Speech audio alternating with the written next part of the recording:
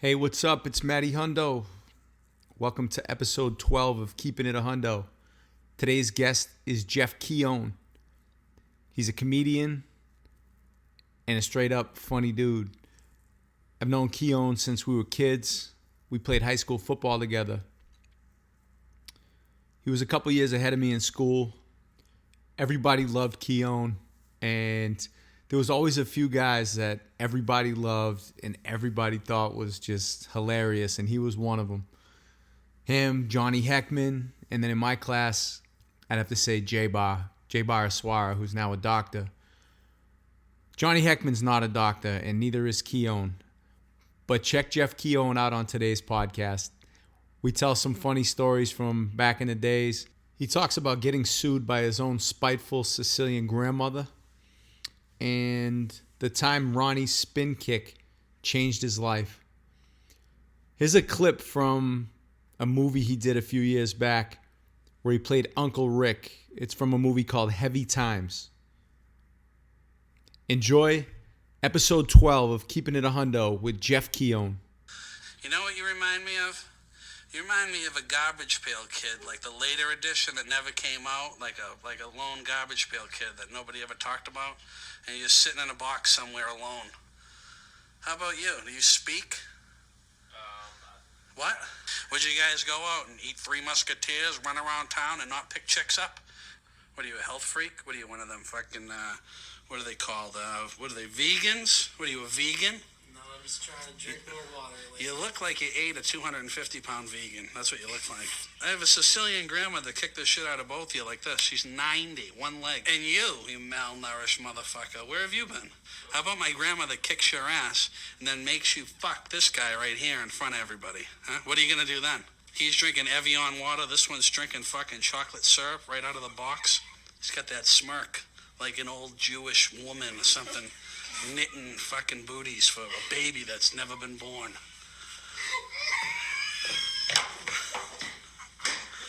I'd like to welcome Jeff Koen to the Keepin It A Hundo podcast. We're recording at the King's Grand Inn on 128 in Beverly. Yeah, I got some King's Grant stuff for you, too. I knew you did. I do. So you were involved in some of those charades with Chad? Oh, yeah, me and my buddy Chad, we would, it's crazy, man. We did it a bunch, too. And we did it at a bunch of different establishments. But we would we would go to Curious Creatures and buy a mouse. And then we would go to, my favorite one ever was the King's Grant one because we got the suite for like 4 days. And they wouldn't always give you the suite. You had to ask for it. So we made a whole, like I would get dressed up in a suit and I would go in there and I would pretend. You guys are like 17, 18. Something like that. Yeah, we were young. And we would, so basically what we would do is we would go into the King's Grant and get the suite, just get hammered for 3 or 4 days. Then we would pretend that we found a mouse like in the bed. After you did all your damage. After we did all our thing or whatever, and we would. Just the two of you, huh? It was weird. I'm not lying. It was a weird situation.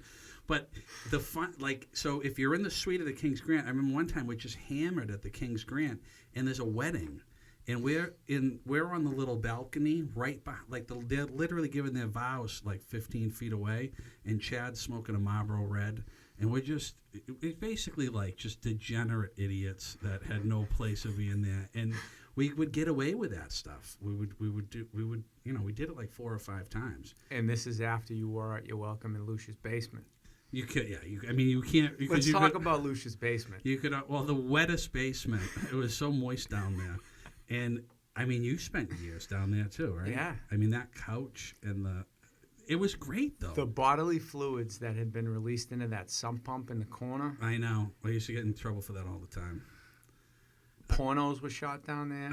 Yeah, well, it was awesome down there because Lucia was upstairs drinking her wine vodka mix. And everything's good, you know what I mean? And now I love the Copeless family, like they're my family. Like I lived with Lucia. Like Jeff and the kids weren't even there anymore. And, well, Chad was kind of there, but I lived there when George lived there after they had gotten divorced, and George like moved back in for a little while. And it's so funny. I was talking to Chad about this the other day. It's like a sitcom. Because we're trying to come up with a story. So George Copeless is, legendary Beverly guy who called all the football games at Herd Stadium for forever. Yep. Postman, at the French Club every day, at the ICC every day. He's one of the Had spray on hair for a little while. the best guy ever. Yeah. So he's staying at Lucia's house. Lucia was like gone on vacation or something. Or maybe we even snuck him in because he had nowhere to go. So we're just being idiots, and we're just drinking and watching Spies Like Us and whatever we're doing for like a week straight. Yeah. So I come downstairs, and George has got my wallet, right? And he's got my wallet open, and he's like, and I catch him. He's like, "This isn't my wallet. Whose wallet is this?" I'm like, "It's just me and you, George. Whose wallet do you think it is?" It's my wallet. But he's, not that he's going to steal from me, but he's going to steal $20 because he's going to get he wants to get one of the blue bottle Smirnoffs, the 100 proof vodka. But I have one more Coppola story before. Okay, go ahead. Do your Coppolas. It's Chad, so I wanted to give you a Chad story. Okay. So a friend of mine, actually a kid who you lived across the street from for a while, Jimbo Kelly. One of the best, yeah. Yeah, he's a Beverly legend. We were excited for Blair Witch Project. Yeah. So we went to see Blair Witch Project in the theater the day it came out. And the plan was go see Blair Witch and then go sleep in the woods after so we could be real scared. Yeah. And that's the closest thing I ever came to camping.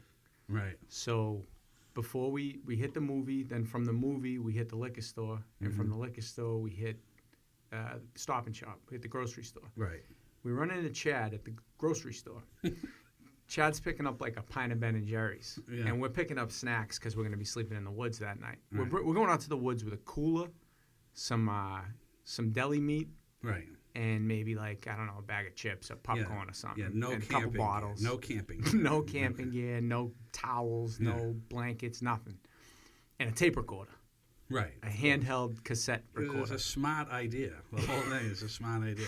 It's fully hatched plan. Yeah. And Chad says, "What are you guys up to?" And we said, "Oh, we're shopping for some snacks. We're going to sleep out in the woods at Greenwood." He says, "Oh, sounds like fun. I'll come with you guys." "What do you mean you'll come with us? You got to go home first to pick up some stuff?" "No, I'm good. Let's go." Leaves his car in the parking lot, comes out to the woods. We sleep in the woods all night, telling stories, drink a bottle of something, 30-pack of beer. Yeah. We all pass out in the woods, and we wake up at like 5 a.m. It's pouring rain, and we ran out of there and left everything in the woods. Oh, yeah. Now, Chad told me that story, and he's like, "Oh, my God, you missed it. It was unbelievable." Like, I don't know, man. It's sleeping next to a wet log. You know what I mean? It's crazy. Nothing I'd ever do again, but it's an experience. It was and an that experience. movie, too, freaked everybody out. Everybody was, that was a big deal back then. yeah, it was. Now, I think, and I don't think he'll mind me saying this, I'm pretty sure Chad was doing mushrooms that night. I think he was just looking for like a safe spot. This is what I love about these Beverly guys is everybody was crazy in high school, out of high school. Everybody was drinking, doing whatever they were doing, but all good people. There weren't like you run across a few scumbags here and there, but mostly like everybody was great. You know what I mean? I don't have any like weirdness with anybody from Beverly. I never had. You know what I mean? Yeah. You were pretty well liked. You were always well liked. Right. But I'm just saying, for the most part, I never had any problems with Beverly people. They're all good people. They're just out to have a good time. It's like no other city. I don't know any other city that this amount of wacky shit went down, and everybody's just cool with it. And still to this day, I mean, you go to the bars, it's a lot of the same crew is just rocking and rolling. Yeah. And everybody's a little heavier or whatever, but... Our youth coaches are still in the same seats they were in. Oh, they're all doing it, yeah. All the bars have changed, but I mean, I just remember like you go to Rolo's, right? Yeah. Rolo's was like the pre-game or whatever. Then you go to Crackers. Yeah. No, what was the press box? Yeah. Right. Heckman would try to fight somebody there, right? So that would just turn until you get thrown out of there. I missed the press box. And then you're at some, you go to Freddy's or whatever it is, eat there. Then you end up at what's the place in Lynn at 2 a.m? Oh, Tony's. No, The gay bar. Oh, Porthole Pub. The Porthole. I know. Well, the gay bar stays open late. Oh, is that so what? did the Porthole. Everywhere in Lynn did, yeah. Oh, all right, yeah. So then you go to the Porthole. Tony's gay bar was like a mix of people that wanted to stay out late and people that were part of the gay lifestyle. And it was like a mix. I never heard of that place. Yeah, it's right down the street from the Porthole. Oh, all right, yeah. Well, I got a story about that place. One of my friends was at the bar one night, making out with this girl the whole time, and me and my At you the know, it's gay bar. late. Yeah, at the gay bar. And it's late, and all of us, every time we've ever been there, it's been, you know, we're done. We're, It's over. We had too many. Yeah. And we look over, and he keeps making out with this girl. We're like, that's not a girl. And we went over and told him, Come on. and we said, you know, that's not a girl. You're kissing. He said, yeah, I know. Leave me alone. Come on. Yeah, kid I played sports with. Let's leave it at sports. I don't even want to say that. Yeah. Wow, that's a strange one. That's it's like Same guy who said, hey, guys, have you ever heard of tranny porn? This shit's cool. And he was dead serious. well, that's a world. That's a whole nother world, man. That's That's Beverly for yeah. you. Was he a Beverly guy? Or was Yeah. I didn't Still know. lives in I take Beverly, back actually. everything I said. I graduated in '94. I was one credit short of graduating. So it was a math class. One credit. Now somebody, I'm not going to say his name, the teacher. The only reason why I failed that class, and I wasn't a great student, but the only reason why I failed it is I was sitting next to Kenny Irwin. You know Kenny Irwin? KJ, greatest guy. He was like a death metal singer for a while. Yep. He's great. He's a great guy. He was on my soccer team when I was 5 years old. Oh, is that right? Yeah. It The goes Hannah way Hawks. Back. It goes way back. Yeah. So I'm not making it up, I'm not exaggerating. This math teacher would have a big shit stain in his pants every day as it was seventh period. It was the last thing of the day. So he would have a shit stain in his pants. I would ask him questions all through class because we sat right next to Kenny, and he would bend over and he would put his ass like an inch away from Kenny's face, so it would be the shit stain. I thought it was the most hysterical thing in the world. Kenny wasn't really into it too much, obviously. I could see, yeah. So I never could concentrate in that class, but I thought it was the funniest thing. It was like my favorite class of the day because I could just screw with Kenny. Now, come to find out, I got a 56 on the last test or something, and I failed, and then I had to take gym for summer school to get my diploma, which is a whole nother thing. That sounds like a good time. The senior gym summer school Yeah. is basically you got to be a moron. We just smoked weed all day long. Like we were there for like 6 hours a day. We just smoked weed. It's like that movie Summer School in the 80s. Yeah, exactly. So when I was whatever I was, a sophomore or whatever, and my dad's like, and this is true. He's like, when I hear your name over the loudspeaker of the game, he'll give me $10. That was like the deal, whatever. So I told George that To keep saying it. to keep saying it. Jeff Kee-Own. And George is like, he's like, if I say it a bunch, we'll split the money. Like that's him. He's always looking for a way. He's always looking for Keno money. You know what I mean? Scratch ticket money. Yep. So I just do this joke about like, but I the way I do the joke is I say that I was a heavy kid because part of my act now is I'm a big guy. You know what I mean? So I say like, Jeff was a run-stopping defensive tackle in high school. Right. So I say something like, so I don't play, and I say. George announces, like I say that he drinks at the game, right? I'm just setting it up, Yeah.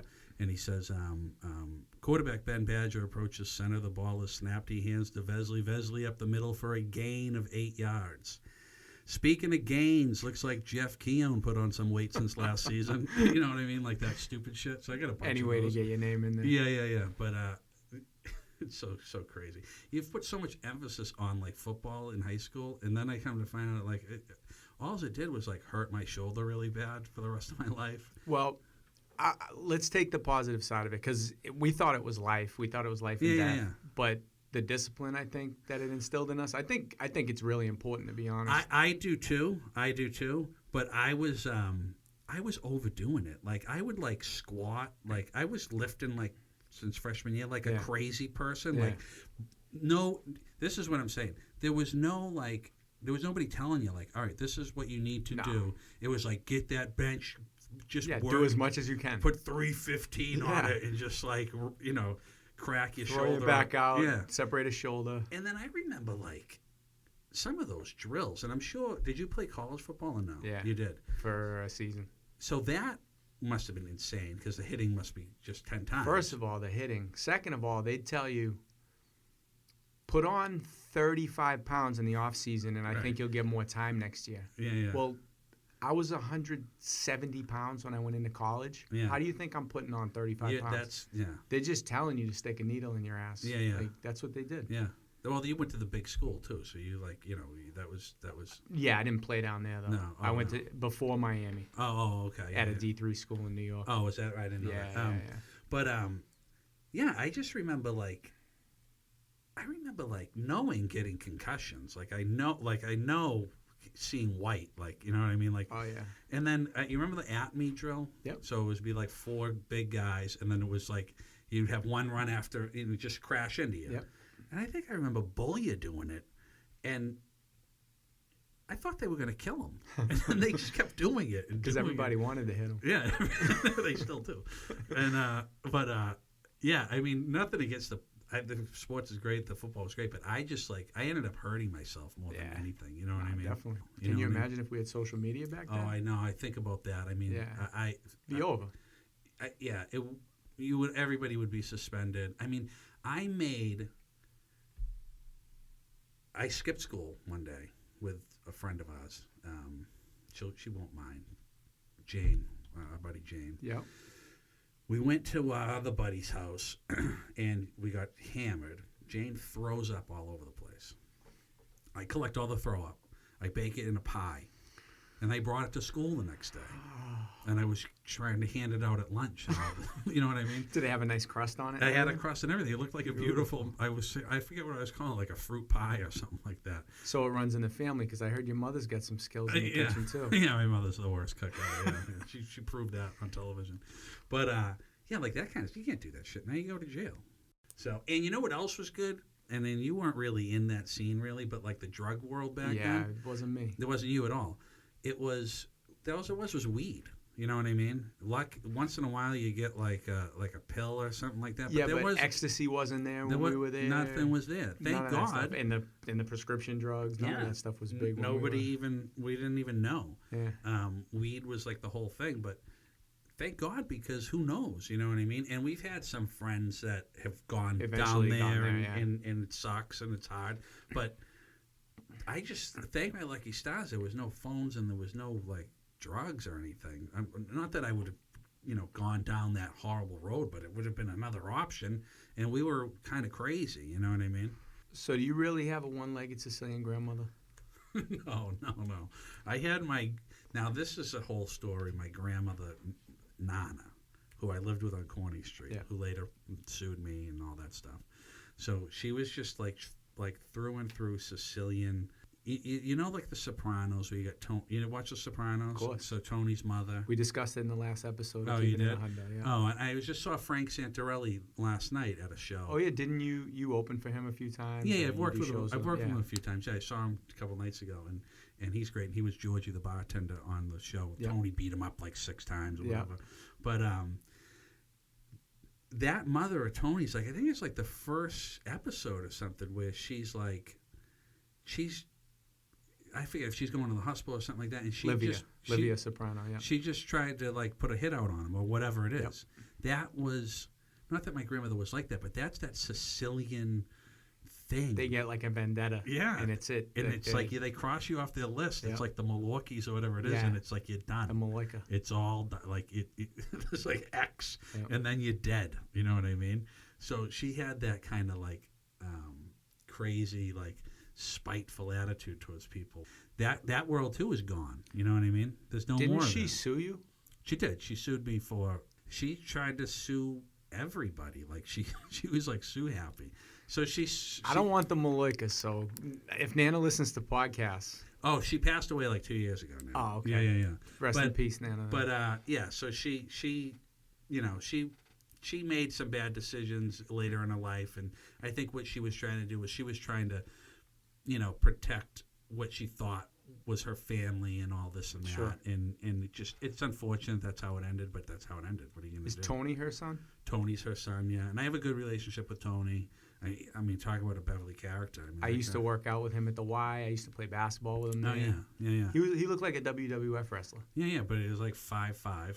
But he's as wide as a truck. Muscle guy. Yeah, wide as a truck. And their whole crew of people, like Ralphie from, TT. Sure. And all those guys. Sure. I mean, I know both guys all those you just guys. said, yeah. Ralphie's the best. I love that guy.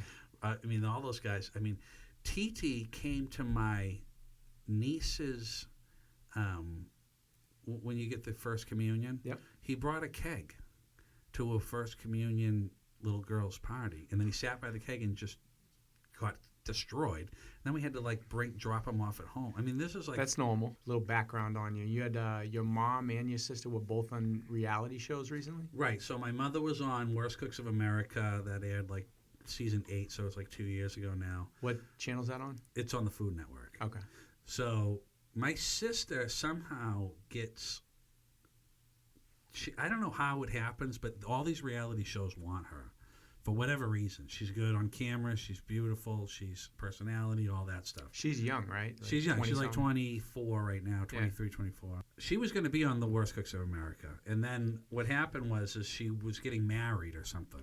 So she's been married and divorced, which was... So she was supposed to go on that show. She couldn't. Then they started talking to my mother, and then my mother was a lunch lady at the time. And they liked the story, and then she got on the show, and she went almost all the way to the end, and she got...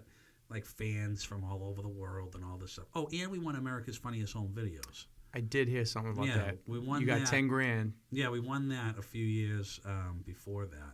So we were in like they saw us on TV, and that was something they could these guys are all right on TV or whatever. So then Hannah got into the casting of all these reality shows, and she got on a Fox reality show, which is a big deal, called American Grit with John Cena. It was season 2. She made it all the way to the end. But some people it's not that big of a deal. It's it's not that big of a deal. All right, but it is a big deal because she wanted to be on a reality show, and she got on it. Go try to get on a reality show. Right. It doesn't happen. Right. 3 million people apply to be on the show. They picked 9. Yeah. You know what I mean? And it was basically an eye-opening experience for her because she never, she's like a girly girl. You know what I mean? She never really went through anything hard in her life, and this was like swimming with alligators and drinking a big snake cocktail and hanging upside down for 3 hours, getting dunked in the water. And so she went through a lot of stuff, and she came out like a stronger, more confident person, which is what the show was all about. Yeah. So actually, she actually got something out of it. She actually got something out of it. And then she just filmed another show, but we're not allowed to say what it is yet. Oh, cool. So You listen to any other podcasts? I do love Rogan. Yeah. Rogan's great. He's one of the top. Yeah, he's like the 3 or something. The man, yeah. I listen to DePaulo. Yep. Nick DePaulo. He's from Danvers. Yeah, he's from Danvers. Yeah. Yeah. He's going to be up here in a couple of weeks doing shows at the Red Hook, I think, in Portsmouth. So where do you usually perform? So I do everything. I go everywhere. A lot of it. The great thing about being in New England is I'm in Newburyport. I can go 2 hours in any direction, and there are shows. And the whole thing about doing comedy is you have to, I could go to the open mics and be dirty and, and have the best time and all that stuff. But if you want to get paid, you got to be funny, and it's got to be clean. Nobody's going to pay me. Timberland isn't going to pay me to do a corporate thing if I'm going to go. They want to know that it's clean, Right. and it's funny and it's appropriate. Right. So all the money that you can make in stand-up, the clubs are fine. You can be a little more edgy or whatever, do the Kowloon a lot. But you have to work clean, and you have to, obviously be funny. That's the same thing they say on a lot of the podcasts I listen to, because a lot of them have either it's hosted by a comedian or they have comedians as guests a lot. Right. And you're my first guest I've had that's a comedian. Right. And I've been wanting to get one because they're like the best guests to listen to because you naturally just know how to be funny. You're not even doing stand-up right now and you're funny, Yeah. That's the key. Unless you get it, now if you are famous somehow, like Louis C.K. or somebody like this, he's kind of screwed now, but he's coming up later in the conversation. Oh, he is, yeah. So one of these guys that can get away with being dirty, or you know what I mean? Then you have a built-in audience that are going to show up. They know what you're doing. But if I go to the Medford youth baseball thing, I got to be squeaky clean. Sure. I'm wearing a shirt. I got shoes on. I'm wearing nice clothes. I'm not, and I kind of found that out early. How much does your comedy differ from that to that? Are you just removing words, or you have to take the whole story you can, and put take a whole different... a whole bunch of stuff. So I did a church gig not too long ago. Jesus and Christ! It was, in the front row was all the There's probably 150 people, and then the front row were nuns. Like the nuns dressed up like nuns. I can't talk about my dick. Like there's nothing I can do there. So you got to be like squeaky clean. They've never even seen one. Exactly. Ever. So a lot of there's great shows, and I've been very fortunate to be able to open. I opened for Justin McKinney all over the place. He's like a national guy. He's got 3 Tonight shows, 2 Comedy Central specials. He just did the Gronk special on Showtime. He's a big deal guy. Super, super talented. Kills it. He's great. But I get to open for him all the time, working with him this weekend. I worked with him last week. But, he sells out theaters. So I've been able to do all these giant theaters, 1,000-people theaters, and travel with him and do those, which is very fortunate. But it's because I do a good job for him. It's funny. It's clean. And he trusts me. You know what I mean? But for every, like, great gig, there are... I've been doing it for like 9-10 years now. There are thousands of horror show nightmare gigs that I've done because you got to like make yourself bulletproof you never know what's going to happen. So you have to put yourself in these situations that I've gone to like bachelor parties and done comedy at like cookouts where lucky I got out of there with my teeth. Like I've done like biker bars in Lynn, and they don't care. They don't think you're funny. That you know what I mean? Heckle. Like so, you got to put yourself through every possible horrible scenario. I've heard stories about clubs that they say, "Oh, enough people didn't show up, you don't get paid." Like, and the deal up front was we're getting paid no matter what. Is stuff like that happen where you don't get what you think you get? Yeah, absolutely. Yeah, I mean that's why you get in with the good bookers. So there's good bookers, and there's. You know what it is? It's that kind of stuff happens when it's the one like you're like, somebody decides to start comedy, and anybody can be a comedian. I mean, you go to do an open mic, you're a comedian. I don't know, I guess you're a comedian.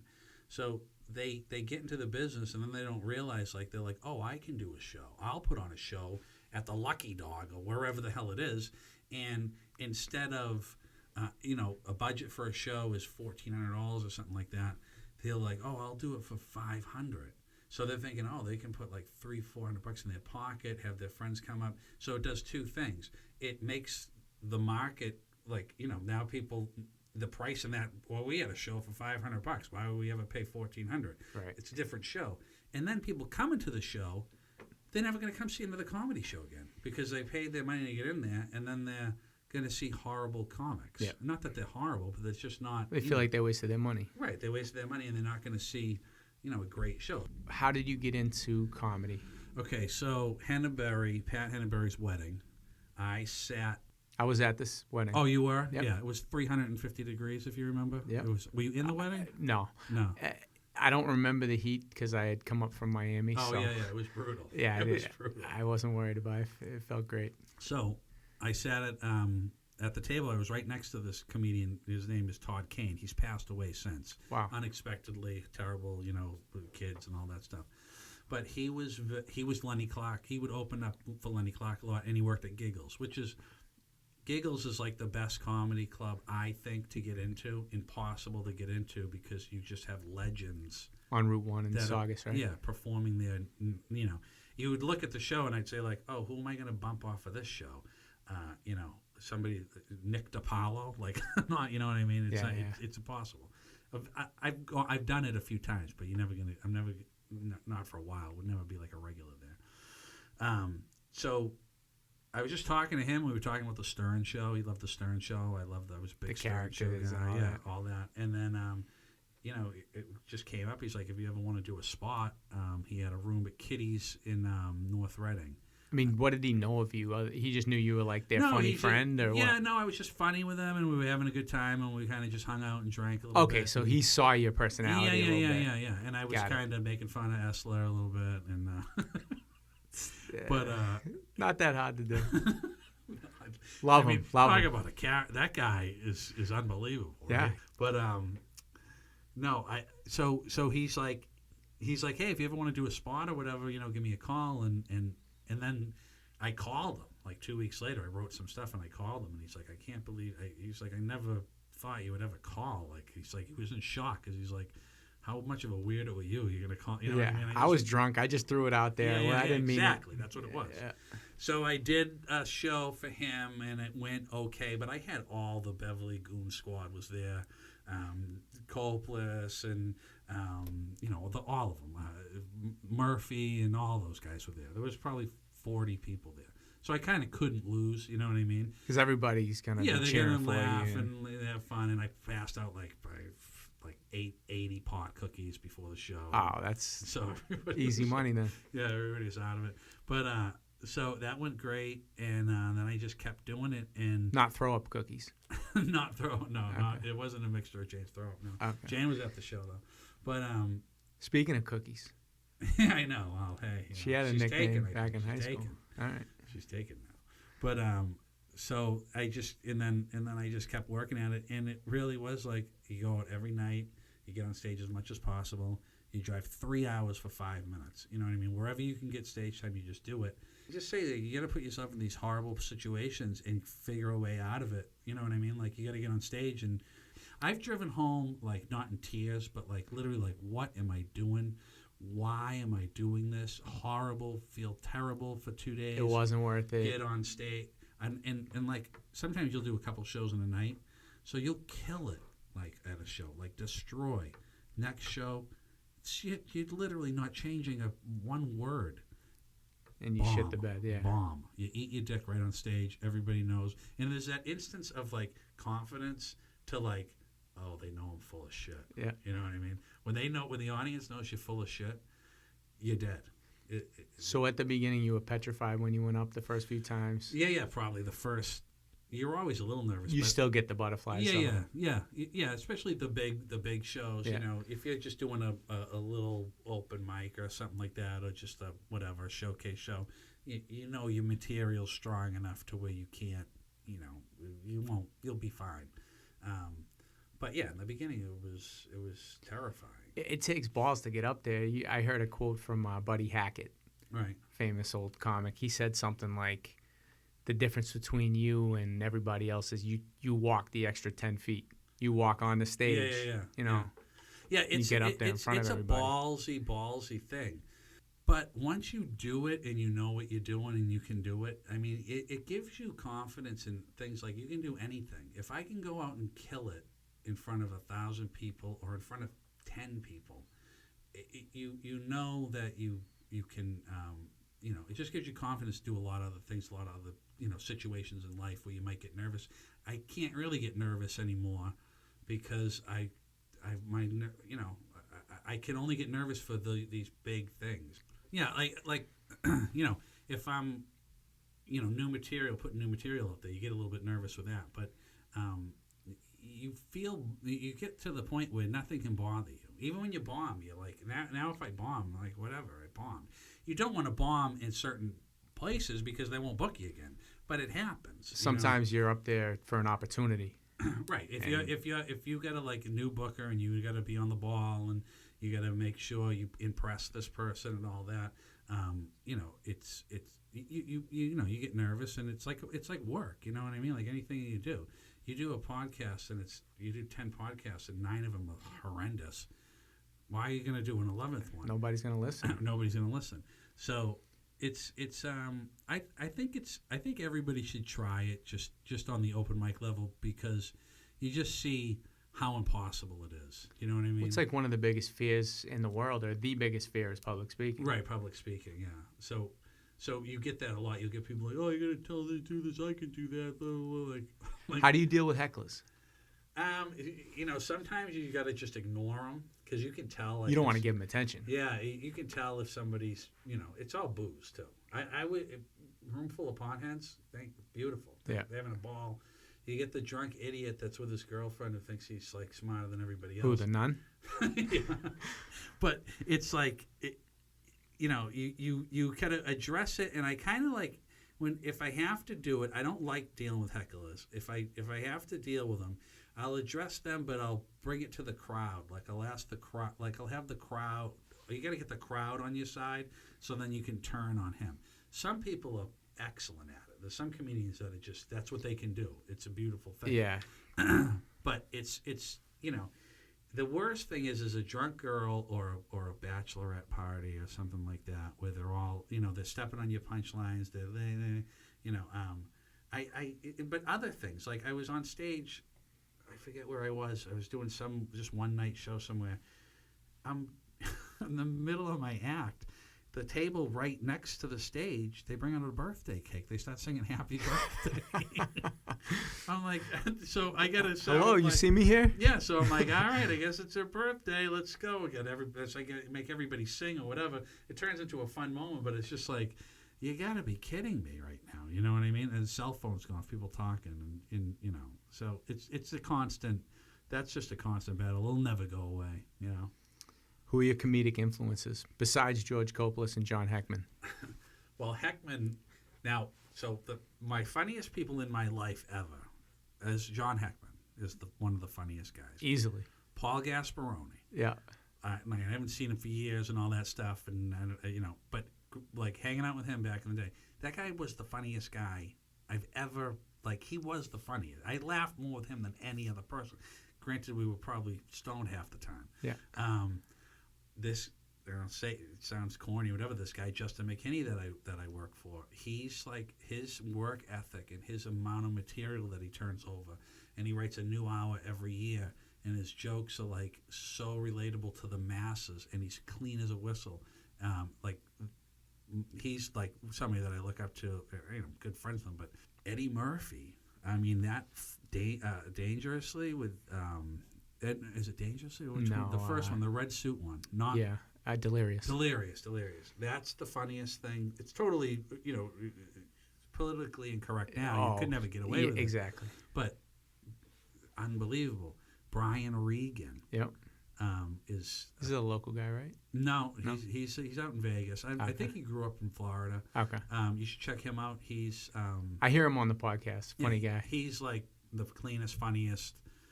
He's the best. He makes a fortune. Nobody really gets this. Like in Boston, you have like the legends of the legends. Yeah. You have it's a big scene here. I know that. Yeah. I mean, you have take your pick. Lenny Clark, Mike Donovan, Tony V, Jimmy Dunn. There's crazy talent that has been here forever, and they work. They're working down the street tonight. They're working around the corner. So you can see these guys that Rogan or Louis C.K. or some of these guys would say, holy shit, these guys are killed. They don't want to follow him. Like Mike Donovan, who I did a show at the Rocky Post in front of 60 people, Paul Lance was there and Tim Fisher and all that, for the school or whatever. And they don't realize that they're seeing a master of 30-year veteran who should be, could a household nobody could, nobody's as good as him. You know what I mean? It's like those guys. Yeah. And there's a bunch of them out here. I think it depends what you want to do. A lot of the guys from this area spread out and did different things, like a Bill Burr. Yeah. He's one of my favorites. Oh, he's great. Patrice O'Neill, who passed away, but these are legends. Yeah. They're from here. And they've all done all the little shitty rooms that I do. They've all, you know what I mean? They've gone to the Chuckle Hut in Averill. They still talk about it. So it's crazy how much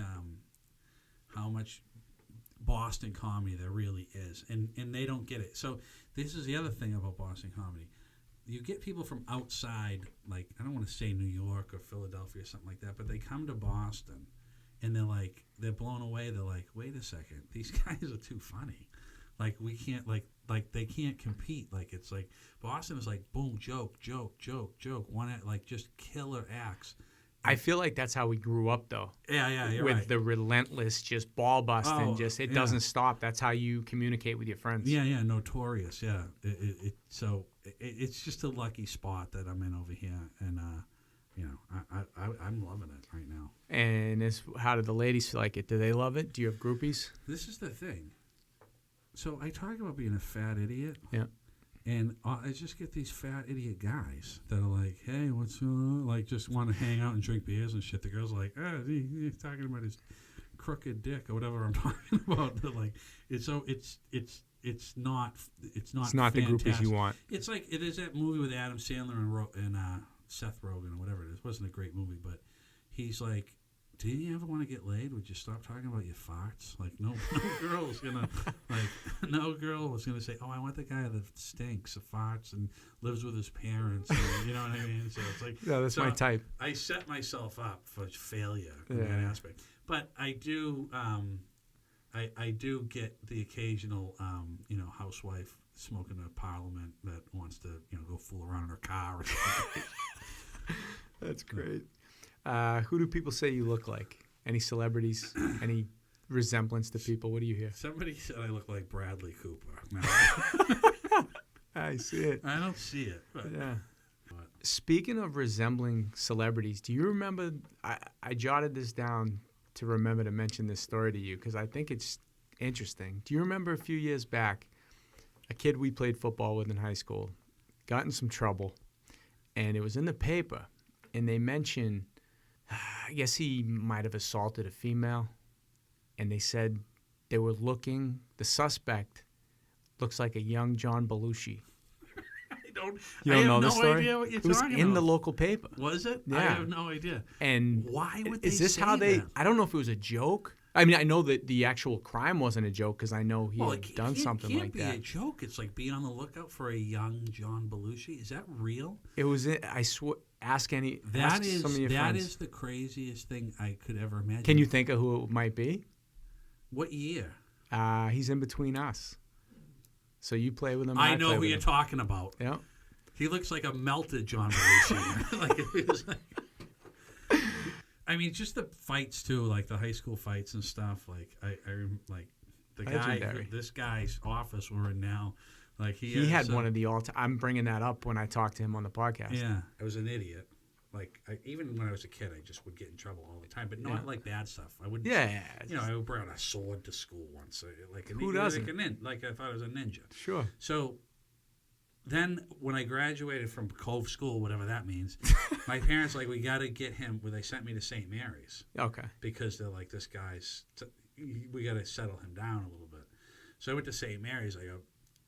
I was asked to leave nicely, in halfway through 6th grade. Mm. So then my mother's like, we don't want to send him to Briscoe because he'll be with all his friends, so we'll send him a memorial. I mean, it basically would just screw him with me. Yeah, and then it was Shuko, and then I remember the cops. I remember him getting cuffed and dragged out of the dance and all that. And you'll talk to him about it. But then I remember him being at memorial and he had a chain or something crazy. And he was going down to whatever, and it was supposed to be a whole thing. And then Brucey was Brucey was the toughest kid of all. His time. name's coming up later too. Yeah, I was in Homer with Brucey in high school. Oh, Him and LeBruck would arm wrestle. It was crazy. Brucey was just toy with him. Oh no, it wasn't LeBruck. It was Pirelli. Oh, Jesus. Babe Guts. So about 5-6 years ago, you did your first movie. Right, so that was probably 2011 or something like Yeah. that. Heavy Times. So I get sent a copy by my old friend Matt. Oh, Matt Sullivan. Yeah. Sent me a copy. He said, check it out. You'll enjoy it. You know Jeff. Yeah. So I hadn't seen you in years until I saw this. Yeah. From what I saw, from the outtakes, from what Matt told me, Yeah. a lot of improv. Yeah. And it's your first movie. You show up on set and you're in character Yeah. and you're shit talking everybody. I swear to God, I just said I'm going to be John Heckman on 10 Beers. That's what I went as, and I just rolled with that. And we were drinking the whole thing. It took a year to make too, but I just went in guns blazing, and I'm like, I'm gonna just go for it, because what else am I gonna do? You know what I mean? It was. Remember the first day on set.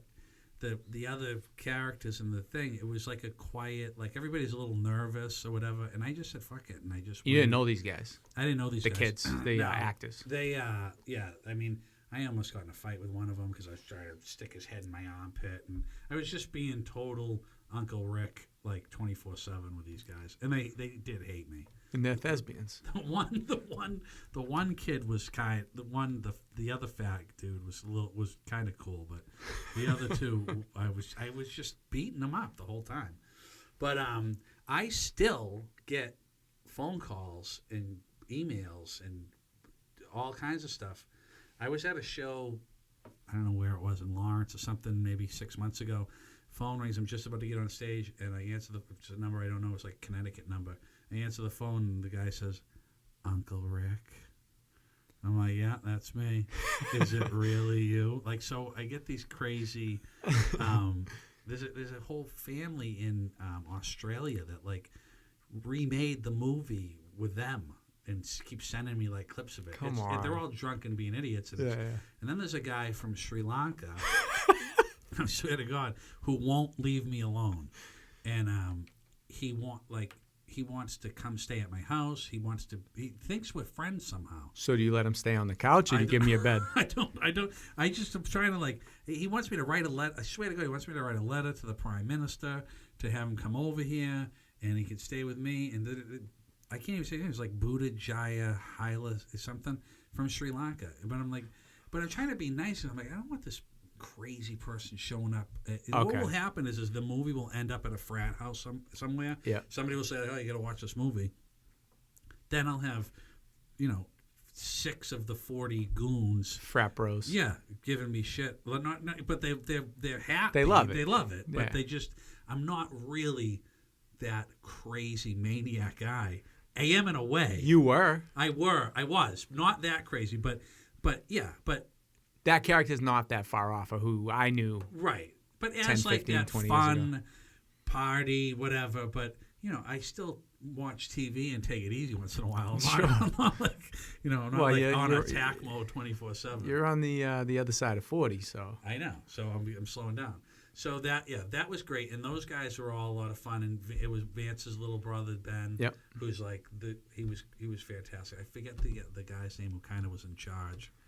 I know Matt and Ben. Yeah, Matt and Ben, and there was one other one, Beverly guy too. I forget his name, but he was the brains behind the camera, and and there's so much more that goes into it than you think. I mean, one scene takes 3 hours. Sure. It's 10 seconds on the screen. So Yeah. Do you want to do more acting?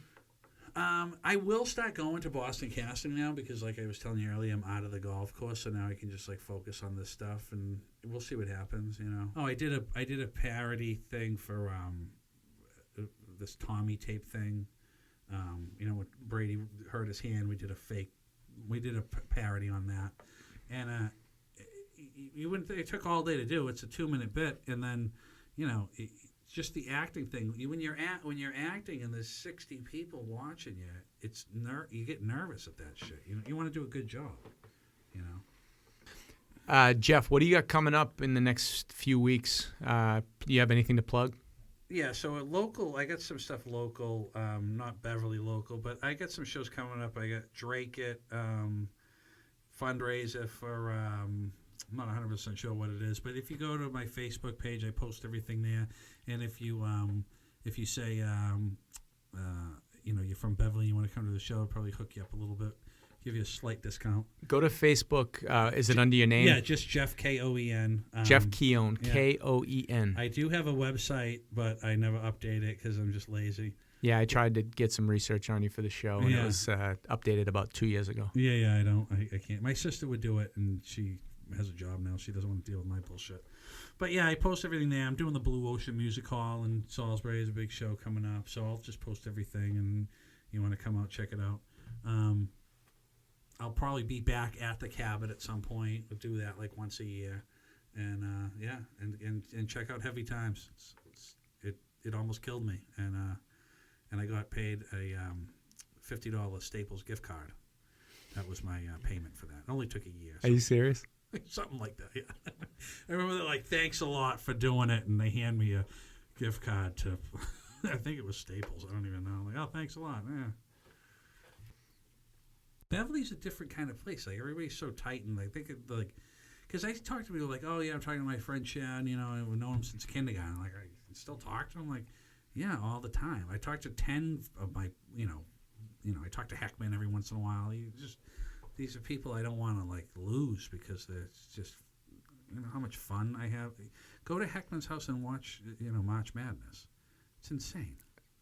I would love to. His kids are the best too. They're like little Heckmans running around, and it's like a wild scene over there, and it's great. It's Just so, sit back, relax, crack a beer, sit and back, watch. relax, crack a beer, and I would go over there and I would tie an acorn to a end of a fishing pole, and then I would just cast the acorn out the window, and we would try to like catch squirrels all day with the kid, and the kid's going nuts, and Heckman screaming. It's just, these are people I love. I love these guys. So I just got a text from Paul Grossman.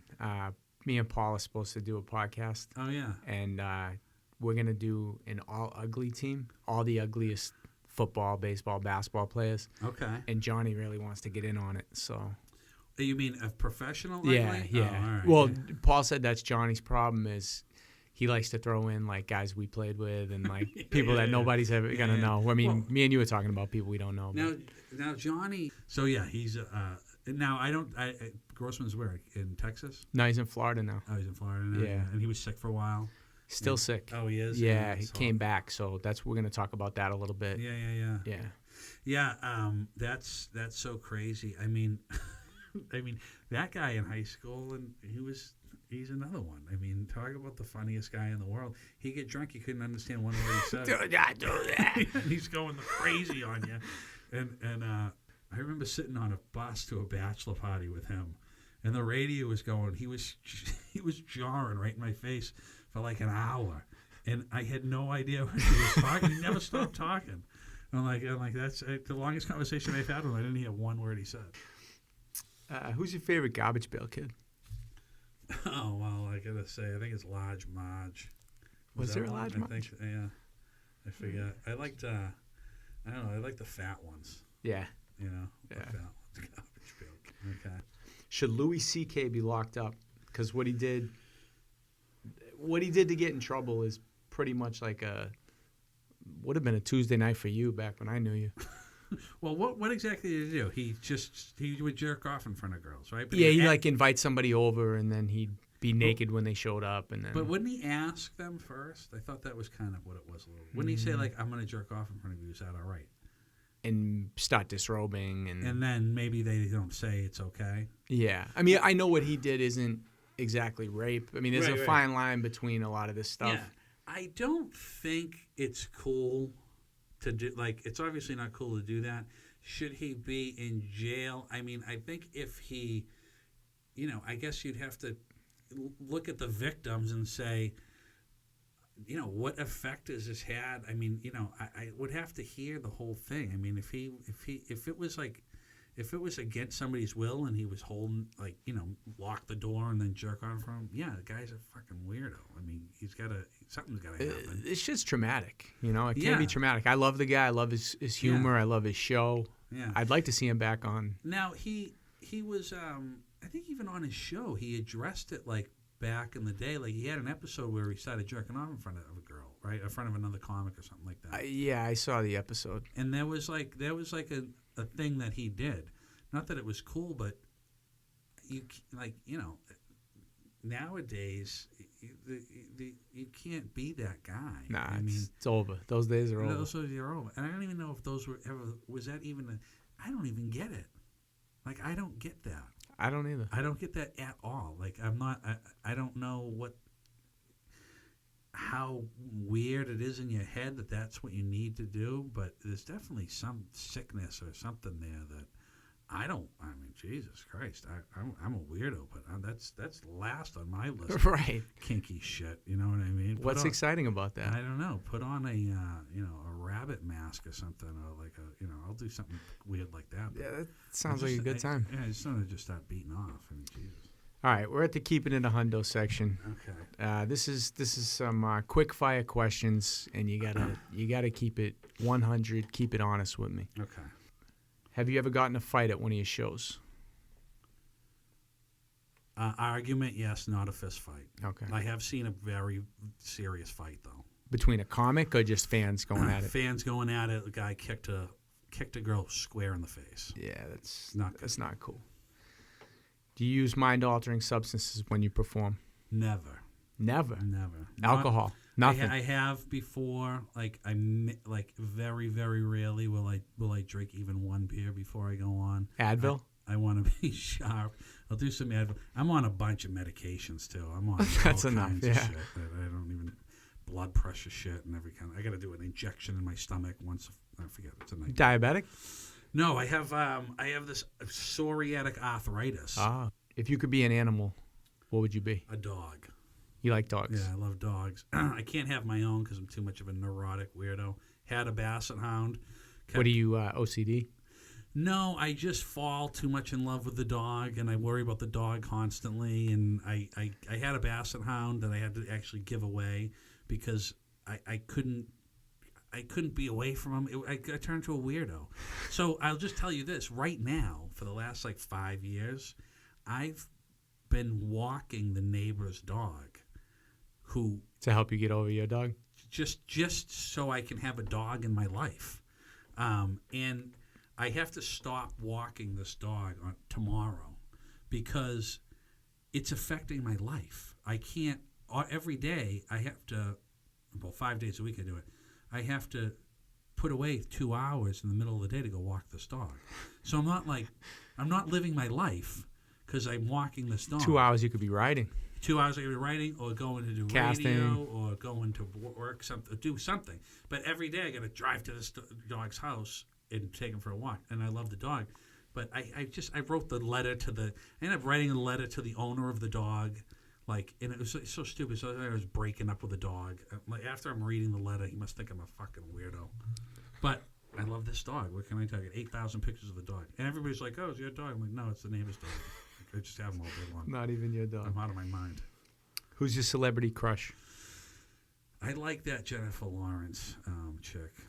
I do like her. I don't know all the names and stuff. Yeah, Wonder Woman. The Wonder Woman From girl. back in the day? Or? No, this one here, this new one. I don't even know who the I new don't one know is. who it is, but she's drop dead gorgeous. Okay. Yeah, something like that right there. I think. Anybody, who's your crush in high school? You got somebody, a secret admirer or something that you My wanted to... crush in high school. That you never, that you that never got never a chance. happened Or was something. Yeah. Jody Newhall. Was Okay. My crush in high school. Does she know?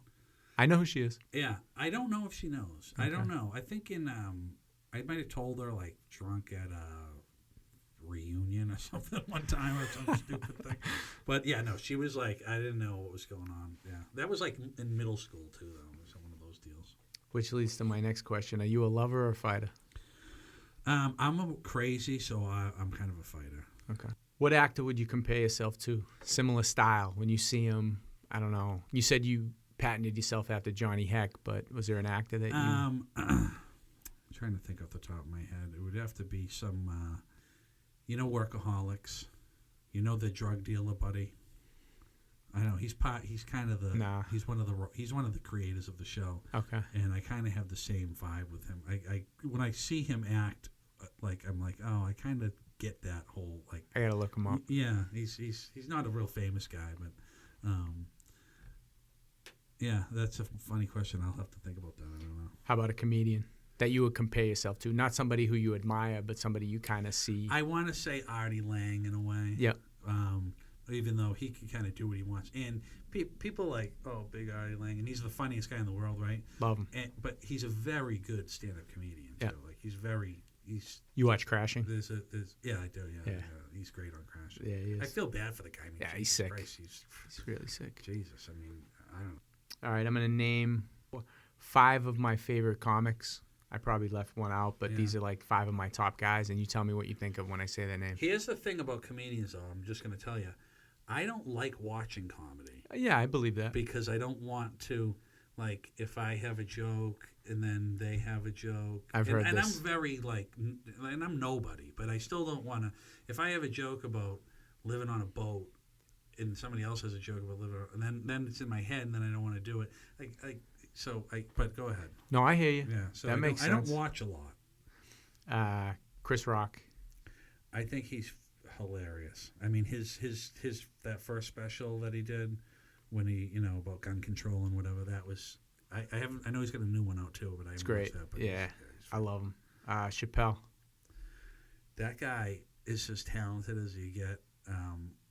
And his Washington, when he was in Washington, not his first special, but Yeah. when he does the thing about sitting in the car with his buddy and his buddies smoking weed or whatever. There's a bit in there that is literally fall on the ground funny. You have to check that out. His Washington stand-up special. Bill Burr. Just a powerful, scary comedian to me. He's so scary, like So confident. yeah, like I would figure like it's, and I think it was in Crashing too. Like he almost like scared of that guy. But my buddy Tony Moschetto is good friends with him, and Tony's a comedian and a writer. He's more of a writer now, but he he opened for him up at the Hampton Beach Casino not too long ago, and down to earth guy. He's from Canton. Yeah. Favorite youth sports coach in Beverly. Could be for any reason. It doesn't mean he's the best coach. All right. So I'm not going to remember the name, but it was C-team football. I played with Mark Heckman. Shuko was on the team. Coach Remond. It might have been. Was he a little fiery guy? He was a little guy. Yeah. Not fat. No. Did he smoke? Yeah, it's him. They called him Rembo. Yeah. He was like Rambo. He was a nut. Yeah. Yeah. I remember just being a nut, and then I remember that it was down at Cooney, right? All the practices, and I remember like, I swear to God, I remember these guys like smoking butts with the kids playing. Like, I can remember. Absolutely. I can remember like This is all normal. hanging out like. I don't even remember. It's like Frankie Abrams or something like that. Like smoking butts with a coach after practice. One of the kids. Yeah, I'm like what Do you is remember? this? You weren't the same year as me in Pop Warner and stuff, but do you remember we used to go up to the Crushes before practice and throw things off of it? Oh, yeah, And yeah. I remember me and Tim Murphy threw like a moped off the Crushes before practice one day. Oh, is that right? Yeah. Yeah. I Lighting remember, fires up there, all types of stuff. I remember going up there when I was like 27. Fucking Yeah. Well, that's normal. Yeah. But we were like 8. Yeah, no, it was, that was a whole scene down there. I mean, Beverly sports growing up was, I did baseball, a little bit of soccer, but not much. Yeah, I just did it because I couldn't play football yet when I was Yeah. like 5. Yeah. And then the baseball I don't think I made it out of the farm league or something like that. I remember it was just Chisholm and lots of fun, but I just remember just being like, getting in the back of some guy's truck, going for a ride you know what I mean? Like totally like not safe. Random people's cars. Random things and random parents, and just everything back then was a little just like nobody cared. We could go out and play all day. Yeah. No cell phone. Your parents didn't know where you were. Yeah. And we were 7, 8, Yeah. 6. I don't You know. let the dog out in the morning, he comes back for dinner. Yeah. Like you just let him out. See you later, Charlie. And then he's And we there. weren't allowed back in if it was nice out. Oh yeah, no, I know. I lived with my mother and my grandmother, and they were like, my mother was working all day, so I would come home and deal with my grandmother, and she like out, like it wouldn't matter if it was raining or whatever, just out. What was it when you lived on Koenig Street? What was the best thing you saw going on across the street at Jim Kelly's house? I remember the cops being there. There was 2 things. The one was the big fight when they got jumped, and I didn't like know the fight was going on, but I think it was the aftermath of the fight. So they were like hanging out or something, and then somebody from Bennett Street had come over, right? Do you know the story? Sounds Were you familiar. there? No, I don't think I was involved. Do you in remember this. that? Vaguely. There was There a were- lot of fights. Well, there was a big one where like Bennett Street gang or whatever that's called comes over, and there was like a brawl. You remember the lore behind Bennett Street? Like, don't go down Bennett Street. Oh, yeah. Bennett Street's the Bennett worst. Street. Yeah. It's just Yeah, like you so get killed much. down there. Yeah. There's no. So that was a crazy one, but I just remember constantly looking out my window because my bedroom window literally faced across the street right to the house, and there was a good like years period where it was like every couple of nights I would just like look out the window and it would be like going to the movies. Like I was telling you, it's like there's 3 or 4 of them running around. The cops are there. Jimbo's on the roof or something, and like somebody else is in my backyard sleeping in a hammock in the backyard. 1996 to 99. Yeah, that was a crazy time, right? Yeah, it was. So so right after graduation, Yeah. And then like I wasn't really, I guess growing up there, we weren't really that tight because I didn't live there for a while too. But he would play basketball with Tony. Tony would be playing basketball all day, and then when I moved back in, that's when I would go hang out with him after and watch surfing videos and just, do things that, just stupid shit and make fake phony phone calls and shit. Like, 23 years old making phone calls on a Tuesday night at midnight. Like, Who you got in a steel cage match? Susie versus Brucey. oh, I think Brucey takes him. You got Brucey? Yeah, I don't know. I think when growing, like, Brucey had that allure. Oh, he had everybody was afraid of Brucey. And because he would knock out, like, dudes that were 10 years older than him in the Army at Dairy Queen. Like, Yeah. Like, he would just knock people out. It would be like, oh, Brucey knocked him out again. Brucey knocked him out. It was crazy. And I remember benching in, like, freshman year, like, maybe you get up, like, 135. What are the two plates? Is that 135?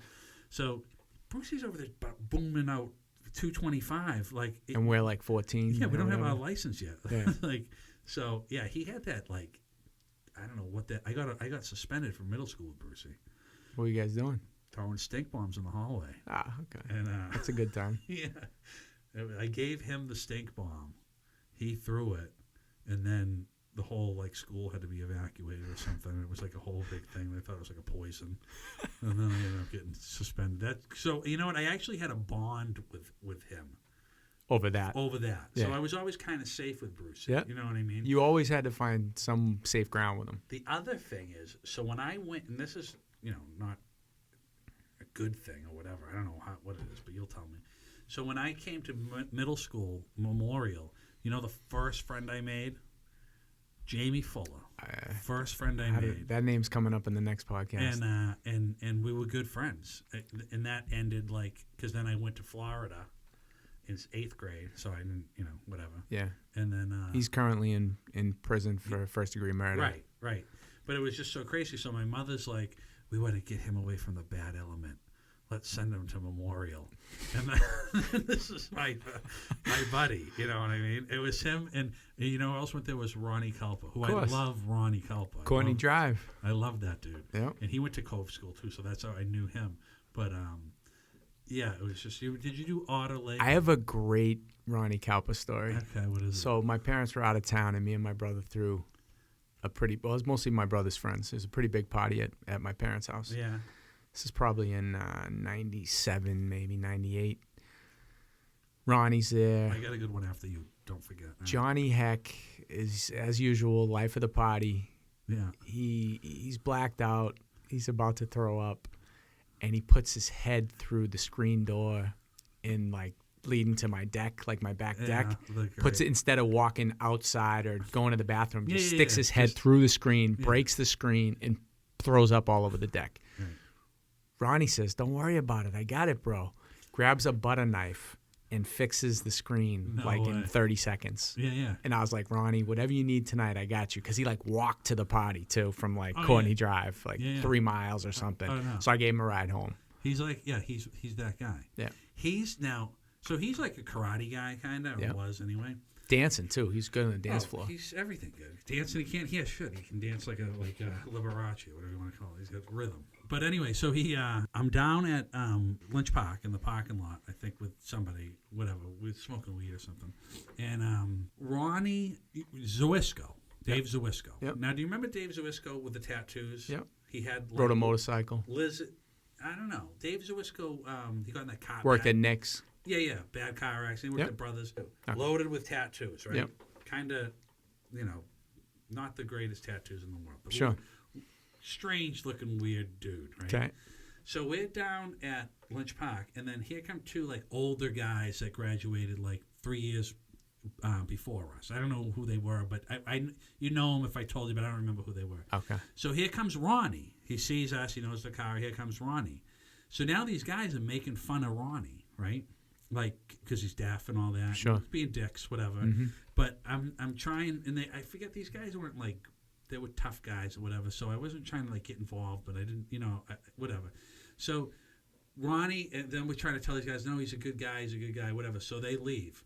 So, at that point, Zawisco gets out of the car with the big, Ronnie's big Rottweiler, right? So it's a weird scene. These guys are listening to this guy can't talk. He's deaf. Zawisco's got the tattoo scene going on with the Rottweiler. So these guys leave. Then I say, Ronnie, what if it went down? What were you gonna do? All right? And he says, I would have done this. I swear to God, he spin kicks. He kicks Zawisco directly in the face. Zawisco's out for the count. I swear to God, it was the most amazing thing. He did like a super back jump with a roundhouse kick and kicks Zawisco directly in the face, and Zawisco's out on the ground. It was Amazing accuracy. One of the most amazing moments of my life, just because I got to witness that. He wasn't trying to kick Zawisco, but he actually kicked Zawisco directly in the face. It was fantastic. Some amazing athletes in Beverly.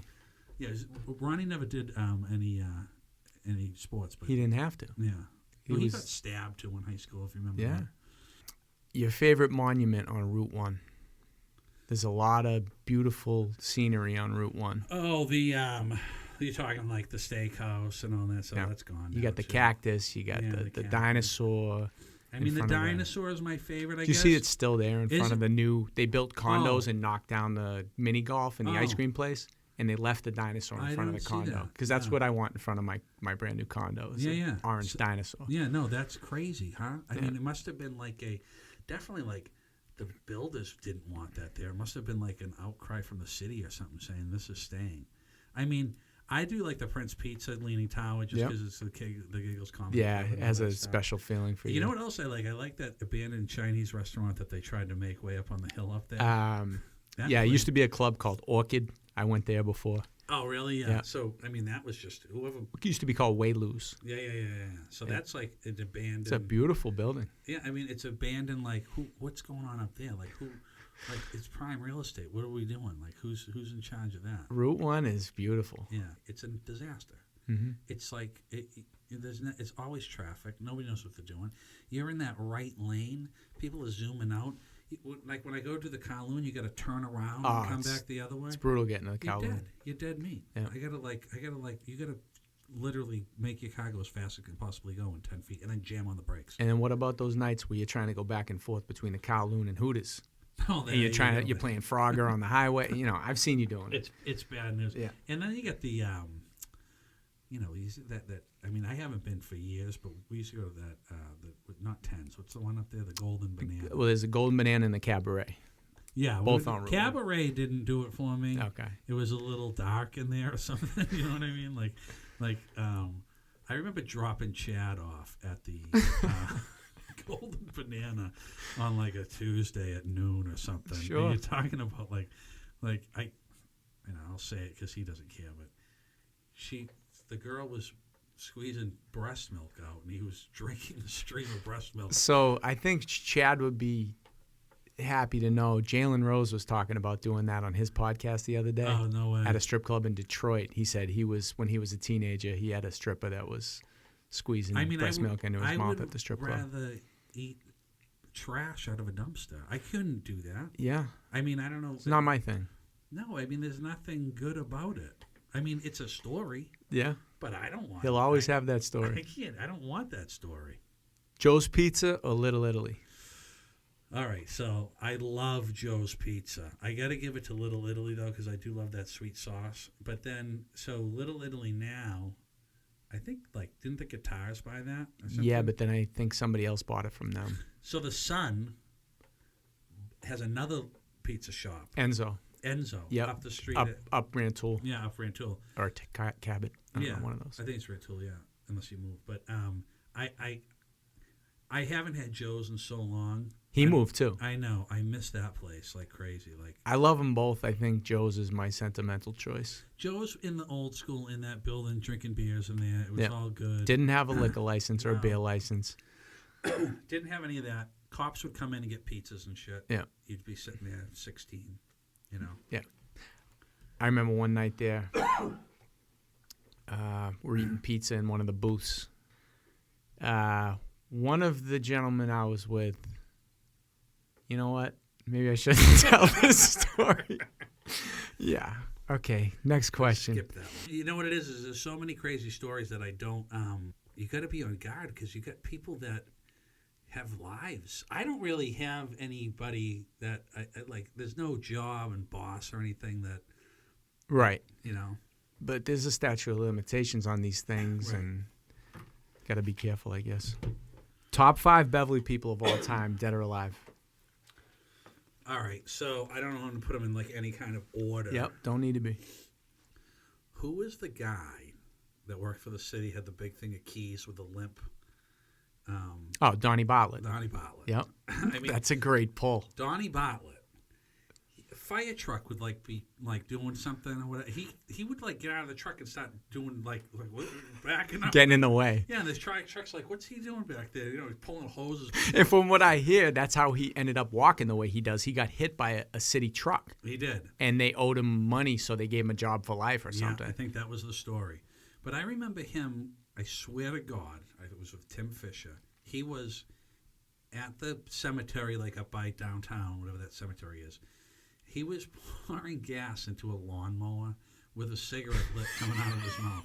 And I'm like, this guy's out of his mind. So, all right, so he's one of them. Every time I saw him at a because he was always at baseball or football practice or some practice, and he'd say, "I'm working overtime." Yeah. Every He's always time working. with the butt hanging Yeah, out. smoking Viceroys by the carton. So I got him.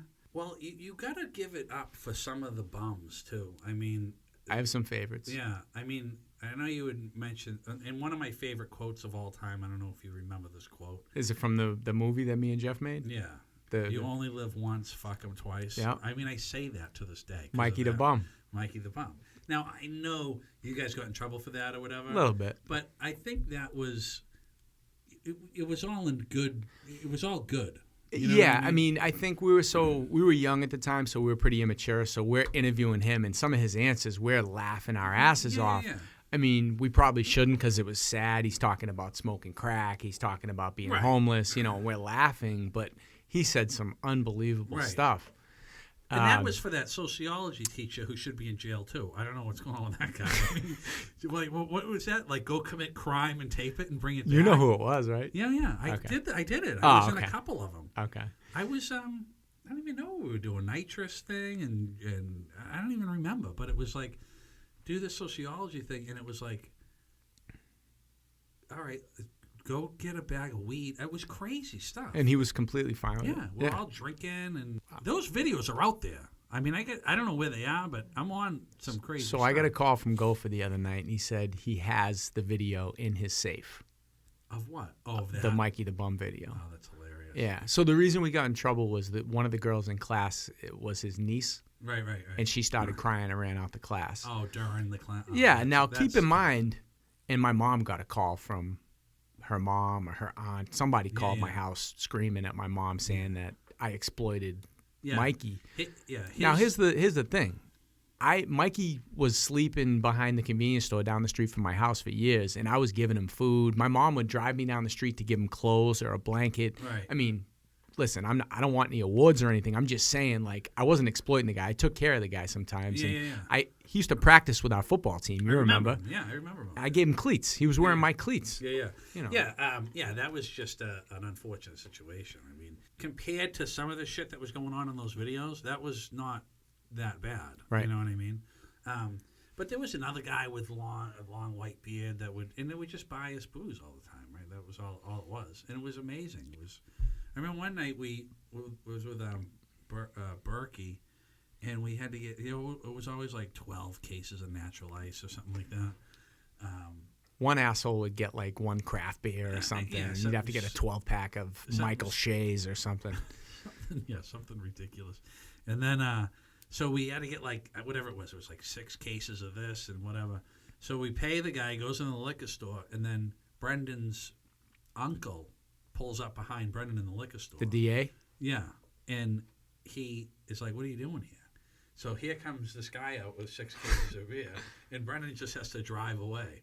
So, and then he just So you got to keep him. They went right to the Crushers, I guess. I don't know where they went. But, so I love those guys. There was one named Bingo and one named Bozo. One used to ride a bike around, 2 homeless guys. Oh, really? Yeah, those were 2 of my favorites. You know who else I like with the legendary the two of them is Lonnie and Nathan. Oh, those guys were unbelievable. I You was- grew up with them. I mean, are you related to one I'm of them? related to them like through my biological father, who I don't know. You True. know what I mean? Like I just whatever that. I have a story about your biological Yeah, father. a lot of people do. I'm sure they do. A lot. And I have nothing against the guy, but it's like I don't want to do the whole, because I have people say, "Oh, you should call your dad." You've never met him? I think I met him one time when I was But, I mean, younger. you guys, he lives in Beverly. I know. You don't, like, run into each other? I don't know. Maybe I do. You know what he looks like. But I really don't. I kind of do. But I've been in the grocery store thinking, like, is that my father? Do I have to, That's like... crazy. It's very weird. Yeah. So it never, like, and I have no problem with him. You know what I mean? I just don't know the guy. And I don't know that I want to get into that kind of weird thing. Maybe someday I will, you know what I mean? And it's never really happened. So I'm not, and he's got his life and his thing and all that. And him and my mother, obviously got divorced. They're not, not that they're enemies, but they're not, whatever. So I'm like team mom or whatever. So it's all good. And then my stepfather, Dan's the greatest guy in the world too. So, maybe someday down the road. But Lonnie and Nathan, Give the background on Lonnie and Nathan. So Lonnie and Nathan are two. They're probably got to be 50 or even older. When right? we They were kids, older they were than probably 20. Yeah, they were older. 25. So I don't know if they both have Down syndrome, or one of them. Lonnie Lonnie's got does, Down syndrome. Nathan's got something. Yeah. But just two Beverly, like just riding their bikes around, all just in good moods, high-fiving everybody. Everybody loved The them. nicest people Local celebrities. ever. Yeah. As much Everyone as you knows can. them. Then I would go to all the wrestling matches at the Garden. Oh, that's right. And they were celebrities over there. Yeah. They would walk around the whole thing with a Hulk Rules T-shirt and thing, giving high fives and the whole bit. It would be like, and then you'd be, Lonnie, you recognize me? And all, it'd be like trying to talk to them like it's like seeing a celebrity outside, and he's like blows you off a little bit. Yeah. So those guys. Have you seen them around? Are they alive and stuff? I haven't seen Nathan in forever. You know who else I loved? And I think he's from Beverly, but a teacher that was honestly like, I still to this day, he just passed away recently, Mr. Ryan. Oh, yeah. Great guy. Was like the greatest guy to me. And like, even when I didn't graduate, like he fought for me. Like he came in and was like trying to reason like with the principal and stuff about me and tell him, oh, what a good guy. And so I had him for English forever. And I was in like the real dummy classes. Like you know what I mean? And like, we're juniors in high school having spelling tests, you know what I mean? Like that kind of stuff. And he was like one of my favorite people. I like to get his son on the show. Oh, he'll do it. Yeah. I have spoken to him a couple times in the past few years. He's but great. He's fantastic. Give me one more. You got one more? You gotta put like the TT in there, just the TT, because he runs the beach. Yeah. You know what I mean? He runs the beach. He buys for everybody. I mean, I don't know what he's doing now. He used to work for my uncle cutting grass, and the crew was TT and Chad Copeless, and Chad would have to drive because TT didn't have a license. Chad used to work with TT? Yeah, Chad worked with TT for like an entire summer, and TT would just drink vodka behind they could drop him off at a house to do the break the yacht, and TT would just get hammered in the back, and Chad would do all the work, and every day he did it. You said a few of them there. Well, you got you have the brain with all the the high school, not high school sports, but little league sports. You mean like Smitty and Smitty, Jack Dean? Jack Dean, just classic Beverly people. How about the guy that got arrested on his way? The Chipper. The Chipper. Yeah. Did he get arrested on his way to the Little League World Series? He was going to an All-Star game. Yeah. Leading the caravan. He's driving. He's got a couple kids in the car. The parents are in cars. They're all following each other to the game. Follow me. Follow me. He gets pulled over and they find weed on him. Oh, what a night. Somebody had mentioned he passed away recently. Oh, that's so I didn't know that either. It's okay that we're talking about Beverly right now because most of my listeners aren't even Beverly people, but right. The only people listening at this point are from Beverly, so yeah. it's fine. It's at the tail end, so we can close out with some Beverly stuff. Okay, yeah. who am I leaving out? I mean, there's more of our like peers, people like Fultzy. Fultzy's a legend in my mind, That guy. in his own mind. I swear to God, I was at Brothers eating breakfast one time. I've asked him this years ago. I don't even know if he'll remember. Yeah. He's jogging. He stops. He's never gone jogging. He was jogging. I swear, because he Okay. lives down. Did he? used to Yeah, live yeah, he down lived there? right near Maybe there. He He was still running does. home from some broad's house. This is a possibility. He stopped, and he combed his hair. I swear to God, he stopped and combed his hair, like in the mirror of the CVS, or like in the reflection of the. Maybe he was running to a girl's house. I have no idea, but I swear to God. So, and I love that guy. I mean, he's one of my favorite people because he would always be running around. Copeless's. Yeah, well, even at Jimbo's. Oh, at Jimbo's, right. You know, midnight on a Thursday, and I remember him hiding in the front bushes of my house, and I see in the cops with the flashlights going over, and you see his head pop up like a gopher, and run, and then he can run 250 miles an hour, and then he direct. I mean, he's like a super athlete, right? Ridiculous. Or he was. I don't know what he's doing now, but Coaching Beverly High football now. Oh, is he and really? lacrosse. that's good. Yeah. He said he's still never been beat in a foot race in his life, including like his current players that are in their peak physical condition still That can't is beat him. absolutely something he would say. I get that, Absolutely. absolutely, and I believe him. Why? I've been with him before when we've been at a party, and he'll hear somebody runs track in college or something. Yeah. Let's race. Let's We're race. racing in the street at Yeah. 1 a.m. Yeah. after a 12-pack. But no, he's great. I look at Beverly like there's a goon squad, and that's just all of us guys. The girls are kind of, not in that real. I mean, we're talking real goons. Yeah. They're all goons. I mean, they're all great people, and they do good things and all that. But we're talking like a real. Like I used to say, like I don't want to do comedy in Beverly, and I've done the Cabot a few times. I don't want the goon squad showing up.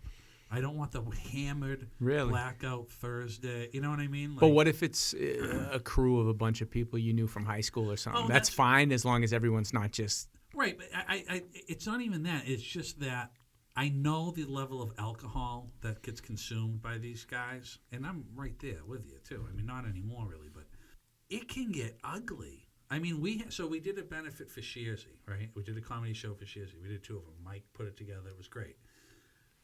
It turned into the Outsiders Rumble at the end of the night. It was raining, and there was a 50-person fight in the parking lot of that thing. It's kind of unpreventable. I know. So it's like that's what I'm saying. The Beverly kind of, Yeah. the Beverly's got that edge, and the booze starts going, and it's all good, but it turns into. I got one more story for you. All right. So we mentioned we got Fulsey, we got Jimbo, Yeah. myself, and Henneberry, Pat. Yeah. So somebody had brought this up recently. There was a party, and I think you were there. That's why I'm bringing it up. Okay. It was in the middle of the woods somewhere. Not the woods. It was like someone's field behind their house. Okay. I want to say it might have been like over close to like the Beverly Danvers Airport area. All right. It's not ringing a bell. but- Okay. And I get a call. We're at Jimbo's house having a little party at his house across from your house. Yeah. And everybody's feeling pretty good. It's the summertime. And they said, this guy, Ed Pillisey, is yeah. over at the party. You know who that is? Yeah. Okay. So when I was a kid, me and Pat Henneberry were on our bikes. Yeah. And we were probably 11, maybe 12 years old. And Ed was maybe 17, 18. He's in high school. Yeah.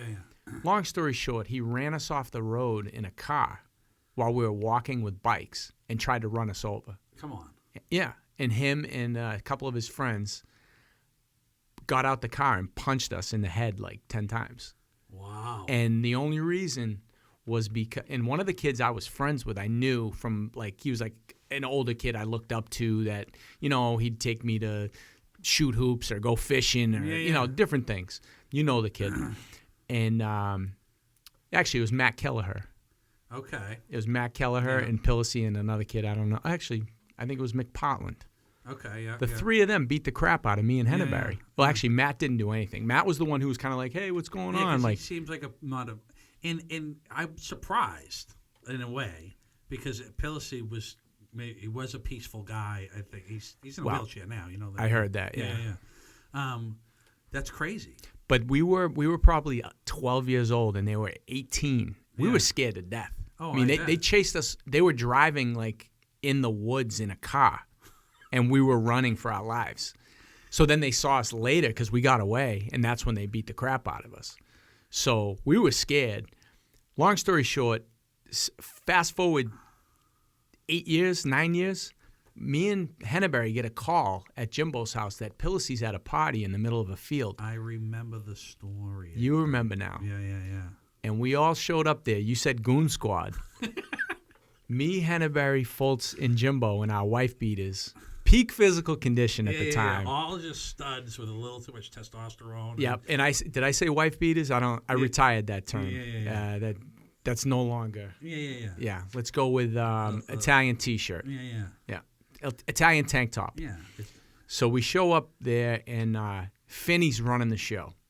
Yeah. Finney says, "What are you guys doing? We don't want any trouble," because we had trouble written all over us. Okay. Yeah. And we told him the story. We gave our side. We told him why we're there, what we're going to do. Yeah. He said, "Sounds fair to me." Finney's a fair guy. He's I love known for Finney. that. He's a fair dude. Yep. And I was good friends with him. I haven't seen him forever, but he's a fair dude. He gave us the okay. So this was like a beaver pond or something No. like that, maybe? No. It was I still to this day don't know where we were. Right. But it was in the middle. It was behind someone's house. Okay. It wasn't like one of our normal. Yeah. And I mean, there's probably 100 people there. Right. And I tapped Ed on the back, and I said, "Remember me?" I do remember that. And I gave him a nice right hook, and his friends jumped in, and my friends jumped in, and we got a little payback. It was was it a battle, or was it just, it was Nah, kinda... it was a It was bloodbath. easy? We were in a peak physical Well, condition. that's the shit. That shit will come back to you. I mean, you can't do that kind of stuff. Yeah, that's not good. I mean, what? Like, how crazy is that? Are they gonna kill you? I don't know. I mean, I think they were. I know they smoked a lot of weed back then. I don't know if they were high and just having fun, but scared the hell out of a couple Doesn't kids. I'll tell sound you like that. fun, especially that young. Yeah. Too. I mean, Jesus Christ, that sucks. They picked the wrong kids, I think. Yeah, that's like that scene in that Bronx Tale where he locks the door on all the. That one and Good Will Hunting, when he goes up to him and then, "Remember me, Carmine?" Yeah. That's Yeah. great. Yeah, that's crazy shit, man. Yeah, we're almost done. Couple more questions. Do you believe in God? Yes. You have a relationship with him? I do. My mother's very religious, and do I pray every day? I do pray when I'm asking for something, which is probably not the way to do it, but yeah, I definitely do. It's funny you said that. The last guest I asked him if he prays, and he said, yeah. And he said, but I don't pray for things. He said, I pray for like health and my family and my friends and stuff like that. But you admitted it. I pray too for I never pray for myself like I want to get a new car or I want to do that. I pray for peace of mind. Sure. With, like, I had a friend recently who was going through some terrible stuff, and it was the first time I really prayed like you got to help this person. Yeah. Whatever. You know what I mean? And I don't know, man.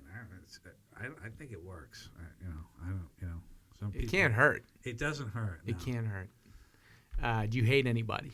I think I have had hate with people when I was going through difficult times with them. When I was in court for all those years, I had a hate. But it's a consuming thing. I hate this comedian. I don't really hate them. But Sure. when you have that real pure hate for somebody, it consumes you. It's no good for you. It's definitely not good, but we've all, not everybody, but I mean, I definitely have had it and still absolutely. And I'm trying to, I swear to God, I'm just trying to have good days. I don't need trouble. I don't want any bullshit. We're getting older. I want to have fun, good times. I don't want trouble. I'm not looking for problems. I don't want to. Somebody cuts me off in traffic. I'm not gonna. I have gone crazy a bunch, but I try to, limit myself. I got in a fight with a guy at the Pac Mail the other day. Not a fight, but there's a big line. There's like 8 people in line. He comes up to the front of the line. I said, "What are you doing?" And he says, "Oh, I'm just going to ask her a question." We're all about to just ask her a question. That's what I said. I said, that's what I'm doing. I'm asking her a question. Get in the back of the line. And he says, take it easy, buddy. Right. And I said, I am taking it easy. But I was going to lose my mind. I love it. How dare you? I do the same thing. Yeah. Same thing. And nobody else said anything. And I let it go for like 15 seconds with this guy. And I couldn't do it. Because if I did do it, then I would stew for a week. Yeah. So. Do you have any secrets? Is there anything in the world that nobody knows about you? No, I don't think so. I've never driving on the highway and hit somebody and then drove away or something like that. Like, I don't have any of that stuff. I probably do, but I don't know. I don't think so. Okay. What's the last book you read? I just read a big Hulk comic, but I collected comic books for my entire growing up, third grade to whatever.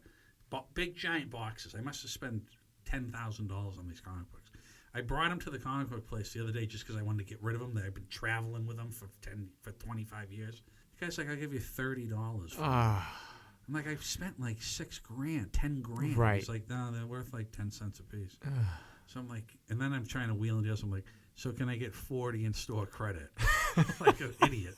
And then I'm looking around. I'm like, you got any? And he showed me this Hulk comic book was $40. And that's what you traded it for? That's what I traded it in for. Oh my God. But I did read Slaughterhouse-Five. I'm not a big reader, but I do like that Slaughterhouse-Five. I've read a few times. Yeah. I've read like some John Irving stuff, but I'm not a big reader. I wish I was.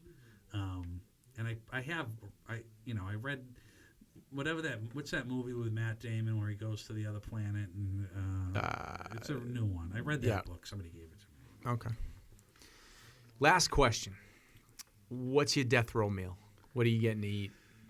I swear to God, it's got to be Beverly food. I mean, you travel and all that, but I swear to God, you can't get cheesesteak like you can at Super Sub. You really can't. I'll be honest, it's as good as any cheesesteak I've ever had. I've Yeah. been to Philly for a cheesesteak, all I that have stuff. too, yeah. You can't. It's not. There's something about it. And then I haven't been to Nick's in a while. I know they went through some trouble or whatever, but that Nick's is also that roast beef. I don't understand it. I don't know why it's better than every other one. But everybody, what are they getting? Special meat from somewhere? Like, right. What's the story? Right. How is it so much better than Crossroads in Newburyport? And why don't they do roast beef in any other parts of the country? Do you know that? I have no idea. They don't have roast beef places. They don't do that? I've never been anywhere that has roast. They don't even know what I mean when I say a roast beef joint. Yeah. It's not a thing. That's weird. Yeah. I never knew that. Yeah. And there's Greeks in other parts of the country, you know? Yeah, they have some special thing. I don't know, deal with the devil. I don't know what it is. I mean, I think Guancy in Super Sub is just hard work and been there forever and has his, he uses ribeye or something like that. He uses a higher quality. But my spot's Glorious. I used to work there too. Love Glorious. Yeah. I would get the barbecue chicken sandwich on the bulky and all the things. Those places are that's like nobody really thinks of that place. Yeah. Best sandwiches, you go in there, $6, you get the biggest sandwich you as good as any sandwich you'll get at any deli in the country. Anywhere. And it's unbelievable in there. Yeah. But yes, something. So which one are you going with? Oh, I Super have to Sub? pick one. Yeah, you got to pick one. I'd have to pick Super Sub. Yeah. I actually gave him a Super Sub cheesesteak to do the podcast. Yeah, payment Super Sub. I haven't stopped thinking about it. Oh, you haven't eaten it yet? No, I got a little Oh, bit. Jesus, sitting in the other room. No, it's good. Hopefully Shuko doesn't eat it. It's in his hotel room at the King's Grant. No, the Grant's gone. I know. It's terrible. The Grant is gone. But I had some fun there. We definitely we did that right. And what are you having to drink with your cheesesteak? Well, you know what? Anchor Pub Draft? Well, I did. I had plenty of Anchor Pub Draft. Jane pour 'em? I haven't. I think I've been there once or twice since Jane worked there. Okay. But yeah, we used to love. I mean, that was the spot for a while. Yep. But I don't know. I'm a Bud guy. I like Bud bottles or Bud cans. Okay. So a Bud and a But I cheesesteak. wouldn't want that. I would rather have like a soda water or something with the cheesesteak because I'm just enjoying the cheesesteak. Okay. You know what I mean? You want the focus to be I on the want to cheesesteak. focus on the cheesesteak. Yeah. Okay. So that's basically it on that. And I do like my three things are the Little Italy pizza or that other pizza, Enzo's joint. Yep. Super Sub and Nick's. I mean, and they got the Cafe Salerno too is really. That's a good spot. Yeah, that's a good spot too. Yep. I haven't been there recently, but yeah. Well, that'll do it. Well, it was a pleasure. I appreciate it. Hopefully you learned a lot. Wow, okay, that's it. Thanks for sticking with us. I know that was a long one. I hope you got some laughs out of it.